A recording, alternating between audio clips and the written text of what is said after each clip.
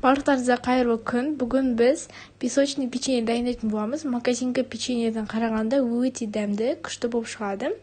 Ал дайындайық. Ең алдымен жұмыртқамызды жарамыз. Бізге 2 жұмыртқа қажет болып шығады. Жұмыртқамызды жарып қосатын боламыз. Ендігі кезекте қантымызды қосатын боламыз. Барлық грамдар описанияда жазылып тұрады. Қарасаңыздар болады.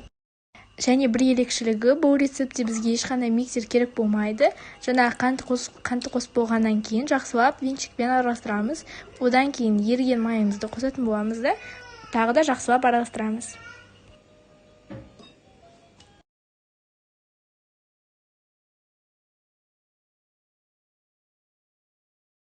Ұнымызды 2-ге бөліп қосатын боламыз. Және де венчикпен араластырамыз. Одан кейін қолмен араластыруға болады. Және де ұн қосып болғаннан кейін разрыхлитель немесе ас содасын қолдансаңыздар болады. Мен екеуін де қолдандым, себебі разрыхлитель аз болып қапты.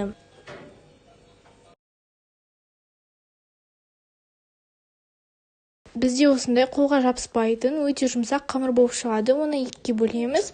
Және де бізге осындай формочка керек болады. Формочка болмаса, кішкентай бөліктерден домалақ жасаңыздар болады.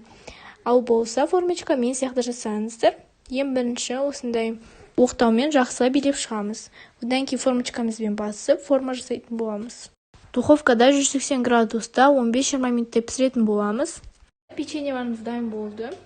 Осындай печеньелар болып шықты, өте күшті, хрустящий болып шықты. Барлықтарыңызға дайындауға кеңес беремін. Және де духовкада тағы да бір партиясы пісіп отыр. Так что осындай тестодан көп печеньелар шығады.